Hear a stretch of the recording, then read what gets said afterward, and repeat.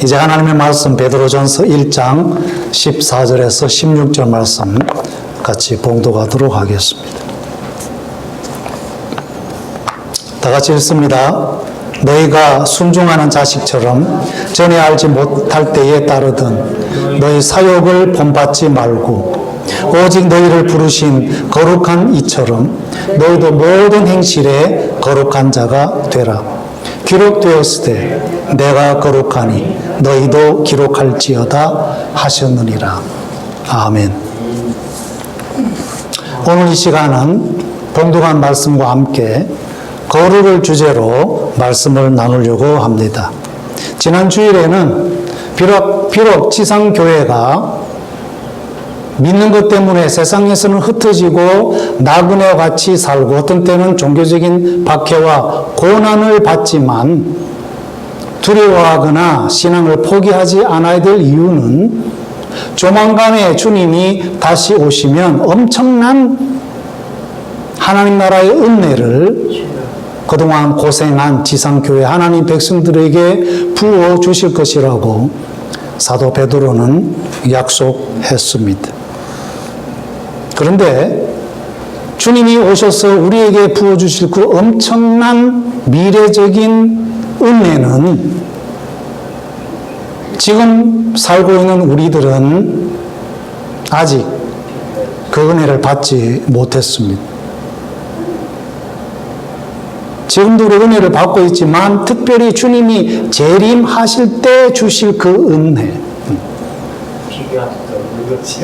그래서 그 은혜를 우리는 지금 기다리고 있는데, 그래서 다가오실 주님과 오늘 우리와의 시간적인 간격과 또 이 지상과 천상이라는 공간적인 간격 차이 속에 우리는 살고 있습니다. 그래서 이 간격 속에 있을 때 우리는 어떻게 살아갈 것인가? 이 질문 앞에 오늘 사도 베드로는 본문 16절에서 말하기를 내가 거룩하니 너희도 거룩하라는 구약성경 레위기 말씀을 인용하면서 하나님의 백성들이 유혹받기 쉬운 이 세상에 살면서 정욕을 버리고 거룩하신 하나님을 따라 날마다 거룩의 삶을 살아가기를 주문하고 있습니다. 이렇게 볼 때에 성도의 삶 가운데 거룩은 대단히 중요한 것을 보게 되어집니다. 거룩은 무엇이냐? 이것은 하나님이 세상에서 우리를 부르신 목적이며 하나님은 우리를 왜 예수 그리스도를 통해서 부르신 이유가 된다고 하는 것이죠. 사실 많은 불신자들이 예수 믿기를 주저하는 이유 중에 하나가 뭐냐? 이야기 들으니까 예수 믿으면 내가 좋아하는 담배도 못 피고 내가 좋아하는 술도 못 하고 내가 좋아했던 고스톱도 못 친다는 거예요. 그래서 나는 예수 안 믿는다. 그렇게 말하는 사람도 있습니다. 오늘 시간 저는 예수를 믿음으로 말미암아 형성되는 이 거룩에 대해서 올바른 성경적인 가르침을 함께 나누고 싶습니다. 거룩은 히브리적 표현으로 무엇을 끊는다라는 그런 의미, 카도시라는 그런 뜻을 가지고 있습니다. 아브라함이 하나님과 세상에서 구별된 하나님의 백성으로 인침을 받을 때 그 상징적인 표식으로 하나님께서 아브라함 집에 있는 남자들에게 그 남자의 심볼의 표피를 다 자르도록 했습니다. 그 표피를 자름으로 아브라함과 그의 가정에 있는 모든 가족들은 이제 세상에서 구별된 존재다. 세상과는 단절된 존재다. 그리고 이제는 하나님의 영원한 언약의 백성을 상징적으로 표식하는 그런 의식이었습니다. 그래서 의식은 무언가를 끊는다. 뭘 끊어요?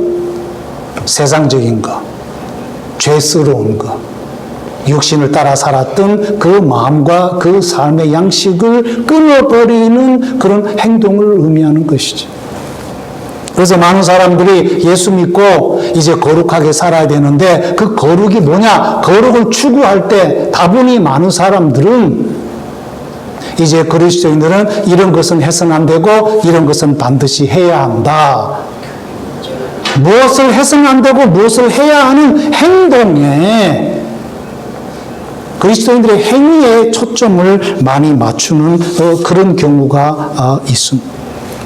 물론 예수 믿고 난 뒤에 하나님의 백성으로서 이것은 해야 되고 이것은 하지 말아야 되는 이제 하나님이 하나님의 백성들에게 요구하는 거룩한 삶의 모습이 있긴 하지만 오늘 주님이 주시는 내가 거룩하니 너희가 거룩하는 그 말씀의 근본적인 의미는 단순히 성도들의 이 거룩의 삶을 위해서 어떤 특정한 행동을 하는 거기에 초점이 맞춰져 있는 게 아니라는 것을 저는 오늘 말씀드리고 싶습니다.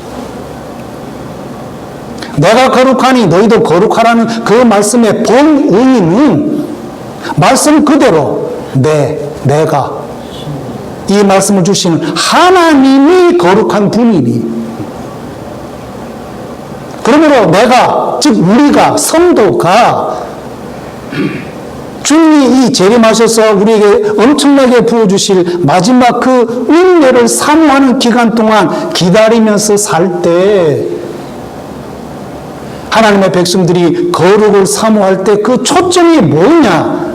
특정 어떤 행동이 아니라 그런 행동을 요구하시는, 거룩을 요구하시는 주인이신 하나님을 바라보라는 것이에요. 그래서 하나님의 백성들의 거룩의 삶에 있어서 정말 중요한 것은 무엇을 행할까가 아니라 그 무엇을 행하도록 요구하시는 그분, 하나님의 존재, 그분에게 더 초점을 맞추라라고 하는 것입니다. 전체에 자기 궤도를 떠난 유성이 특별히 이 태양계 중심, 태양 가까이로 오게 되어지면 그 태양이 주는 그 무게, 그 중력의 힘을 받아가지고 이 유성이 갑자기 힘이 세진다는 거예요. 그래서 이 유성이 태양 주변을 돌 때 그 주변에 떠도는 모든 떠돌이 별들과 여러 가지 우주에 떠 있는 그런 물질들이 이 유성에게 가까이 다가온다는 거예요. 그러다가 이 유성이 태양계를 점점 벗어나게 되어지면 이 유성에게 붙어 있던 그런 물질들이 다 떨어져 나간다. 왜? 힘이 없으니까. 힘이 상실되었으니까. 이것은 우리에게 뭘 얘기해 줍니까? 우리가 성도로 이 땅에 살면서 누구와 관계를 맺느냐가 대단히 중요하다고 합니다. 악한 사람을 만나고 죄 가운데 살아가는 사람을 만나면 우리도 어쩔 수 없이 악에 물들 수밖에 없지만 하나님의 백성들이 날마다 거룩하신 온전하신 하나님을 가까이 하면 하나님의 그 거룩한 능력이, 하나님의 그 의의 능력이 하나님을 가까이 하는 그 사람에게 다가오게 되어지고 그 사람 위에 머물게 되어지고 그 사람에게 덮어지게 된다고 하는 것입니다. 그래서 오늘 이 사도 베드로가 흩어진 북부 소아시아 지역에 있는 하나님 백성들에게 다가올 주님의 재림을 기다리면서 거룩의 삶을 살아갈 그 하나님 백성들에게 주문한 말씀, 하나님이 거룩하니 너희들도 거룩하라는 그 말씀의 본 의의는 우리를 날마다 거룩하게 하는 하나님, 그분 그 본체에 우리는 초점을 맞추고 우리는 날마다 그분 앞에 엎드려 기도하면서 나는 비록 죄인이고 나는 비록 연약한 존재이지만 거룩하신 하나님을 닮아 거룩하신 하나님이 나에게 다가오시면 당신의 임재에 덮여서 나도 거룩해짐을 믿습니다. 고백하는 삶, 그것이 하나님의 백성들이 추구해야 할 거룩의 모습이라고 하는 거예요.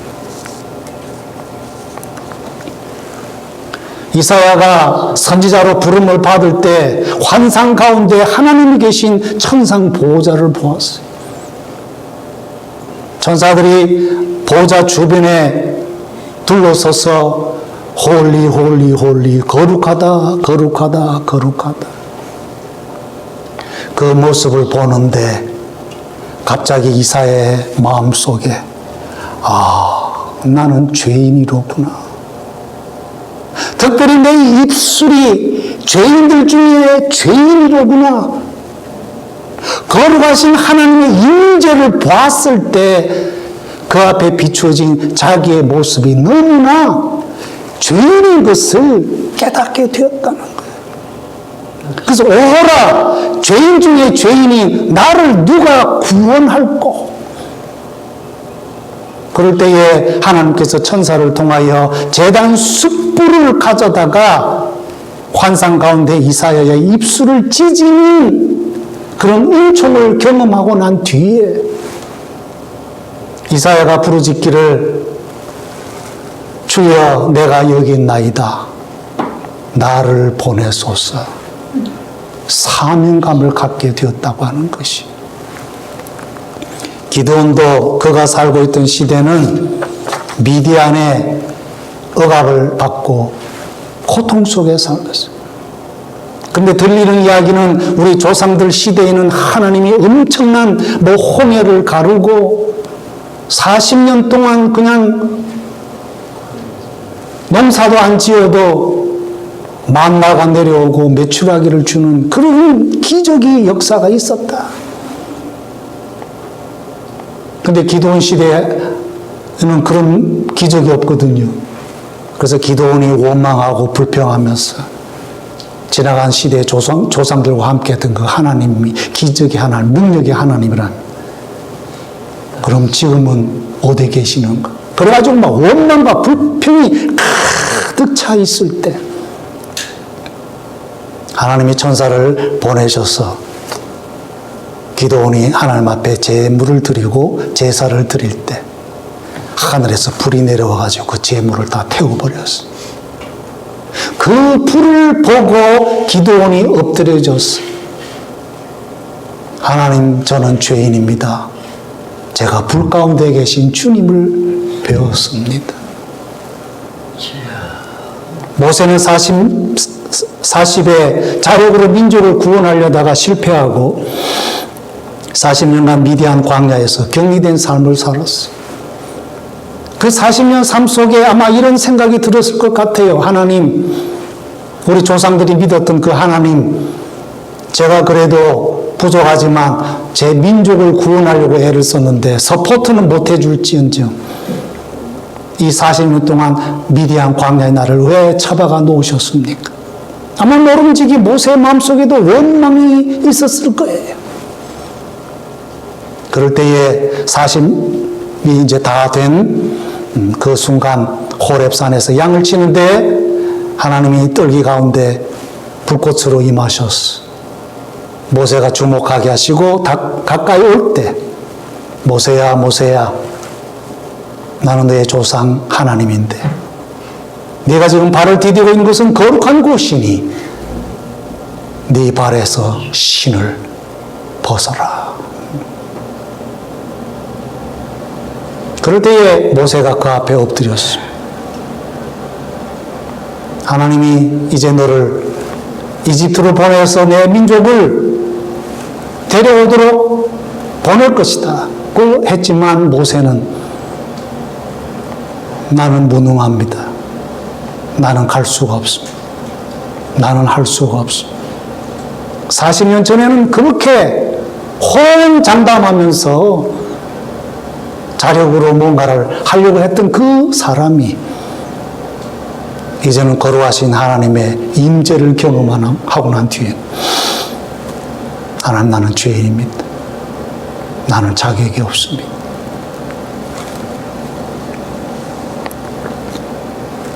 호렙산이라고 하는 특정 그 장소가 거룩한 곳이 아닙니다. 나중에 형성되는 성막 그 자체가 거룩한 것이 아닙니다. 나중에 짓게 되어지는 예루살렘의 성전, 그 으리으리한 성전 자체가 거룩한 곳이 아니지요. 어느 곳이 되었던 거룩하신 하나님이 찾아오시고 머물 때 비로소 그 자리가, 그 성막이, 그 성전이 거룩하게 되는 곳입니다. 우리 모두는 다 죄의 후손으로 태어났고 본질상 하나님의 진노를 받아 그 마지막은 비참하게 죽을 수밖에 없는 인생이지만 거룩하신 하나님이 찾아올 때 우리는 거룩하게 되어졌고 날마다 우리는 그의 임재 때문에 거룩해질 수가 있는 것이죠. 많은 사람들이 그리스도인으로서 거룩하게 살아야 한다 그러면 굉장히 부담스러워합니다. 그럼 내가 뭘 위해서 어떻게 해야지? 사랑하는 성도 여러분, 부담스러워하지 마십시오. 주님 오신 날까지, 주님 앞에 선 날까지 우리가 거룩해지는 것은 우리에게 하나님이 임하도록 하시면 됩니다. 날마다 순간순간마다 나는 부족하지만 거룩하신 온전하신 하나님이시여 당신의 영이신 성령이며 나에게 오십시오. 나에게 임재하십시오. 내 위에 머무시고 나에게 당신의 거룩함으로 덮어 주시옵소서. Holy Spirit, come to me and cover up with your holiness. 거룩은 만드는 게 아니에요. 거룩은 성취하는 게 아닙니다. 한번 따라합시다. 거룩은 덮어지는 것입니다. 거룩하신 하나님의 본체가, 그의 임재가 우리에게 다가오고 덮어지는, 우리를 커버업하는 거예요. 그러면 우리는 저절로 거룩해질 수가 있는 거예요. 태양이 뜨면 태양의 그 빛이, 그 열이 우리에게 다가오는 것처럼 거룩하신 하나님의 임재가 우리에게 다가오면 우리를 거룩으로 덮어주십니다.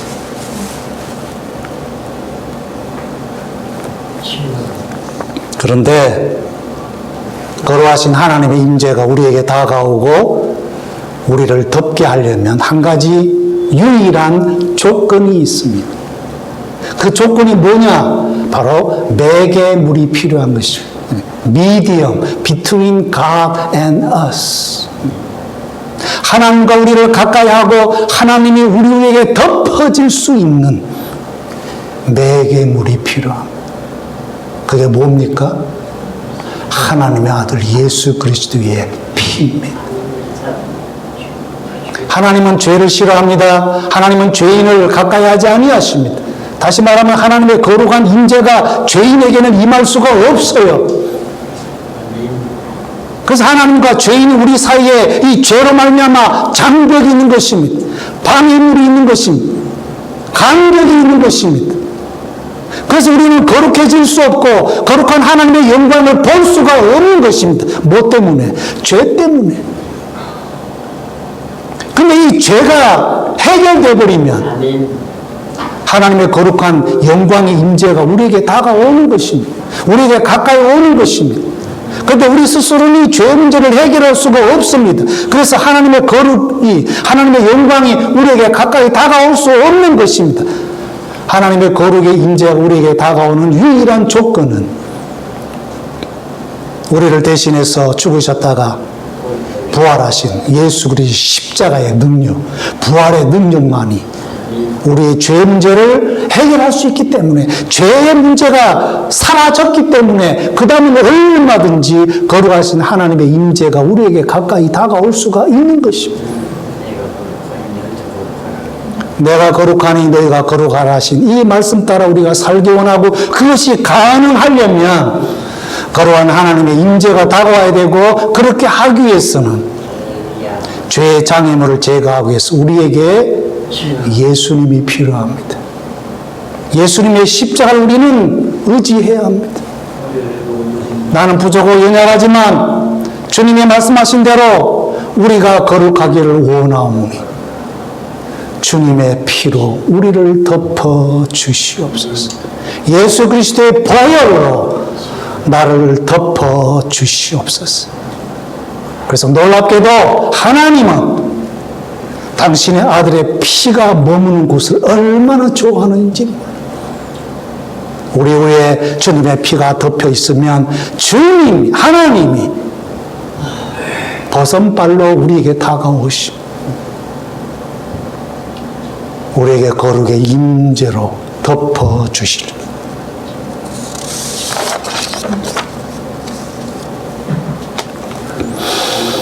여기 우리가 예수님을 믿을 필요가 있습니다. 예수 그리스도를 믿을 때 죄의 문제는 해결되어지고 거룩하신 하나님이 영으로 우리에게 다가오게 됩니다. 자, 그러면 이제 우리는 이미 거듭났고 거룩한 하나님의 백성이 되어서 거룩한 영께서 우리 안에 계시면 여러분은 지금 거룩하십니까? 여러분은 거룩되었습니까? 아멘 하셔야 돼요. 이론적으로라도. 왜? 거룩하신 성령이 여러분들의 마음속에 계시기 때문에. 성령이 계신 곳에는 거룩함이 있음을 믿으십니까? 여러분들의 심령 속에 거룩한 영 성령님이 계신 것을 믿으십니까? 거룩하신 영 대신 성령님 여러분들 마음속에 계시면 여러분들의 심령은 거룩해진 것을 믿으십니까? 이론적으로라도 아멘 하세요. 찜찜한 부분이 있겠지만 거룩해졌음에도 불구하고 우리는 날마다 우리 안에 육신이 남아있음으로 인해서 우리는 늘 실수합니다. 하나님 그거 모르는 거 아니에요. 그래서 이론적으로만 아니라 법적으로만 아니라 실질적으로도 늘 우리가 거룩의 삶을 살아갈 수 있도록 하기 위해서 성령님이 우리 마음속에 계시면서 성령의 거룩의 능력으로 말미암아 우리를 도우시사 우리 안에서 악한 기운들이 빠져나가도록 우리를 도우시는 거예요. 우리 편이 되셔서 육신의 정욕들을 날마다 버리도록 우리 안에서 성령님이 역사하고 계십니다. 이것을 우리는 성화라고 하는 것입니다. sanctification. 그리고 이 성화의 마지막이 영화, 영광스러운 모습, glorification. 성화의 마지막이 영화고 영화로운 모습으로 우리는 천국으로 들어가게 될 것입니다. 페르시아 수헤르 왕 두 번째 왕비를 간택할 때 뽑힌 후보자들이 1년 동안 one night only 왕을 만나기 위해서 온몸을 정결하게 하고 치장을 했습니다. 그 중에 후보로 뽑힌 여자가 우리 여러분 잘 알죠? 에스더인 것입니다. 6개월 동안 몰약으로 온몸을 정결하게 하고 냄새를 다 제거하고 그다음 나머지 6개월 동안 이 지구상에서 가장 좋은 향품을 가져다가 머리끝부터 발끝까지 몸단장을 하게 했죠. 그리고는 오직 한밤 왕비로 간택되기 위해서 왕의 침실로 들어가지 않습니까? 아마 왕이 에스더를 만났을 때 아마 그 모습이 너무너무나 아름답고 영광스러웠을 것 같아요. 하나님의 백성의 날마다 성령님의 역사로 거룩한 삶의 이 성화의 마지막이 뭐냐? 주님이 보셨을 때 so beautiful, glorious, 영광스러운 모습. 우리 성화의 마지막은 영광스러운 모습으로 신랑 대신 예수님을 맞이하는 것입니다. 그래서 거룩의 단장을 하게 되어지는 것이죠. 이 땅에서 살면서 거룩의 삶을 살면 첫 번째는 하나님께 영광 돌리는 삶이 될 것입니다. 우리는 우리를 부르신 하나님을 우리의 잘못된 삶으로 말미암아 욕되게 할 수는 없습니다. 자식이 잘못하면 부모님이 욕을 얻게 되는 것이죠. 욕을 얻어먹게 되는 것이죠. 한국 코미디 프로그램 중에 이런 게 있죠. 네 아버지가 누구냐? 네 아버지가 누구냐? 자식이 밖에서 잘 되면 그 자식을 낳은 부모가 칭찬을 받겠지만 그렇지 않으면 결국 부모가 욕을 얻어먹게 될 것이지. 하나님의 백성이 이 땅에 살면서 거룩의 삶을 살아야 될 이유는 바로 우리를 부르신 하나님께 영광을 올려드리기 위해서인 것이죠.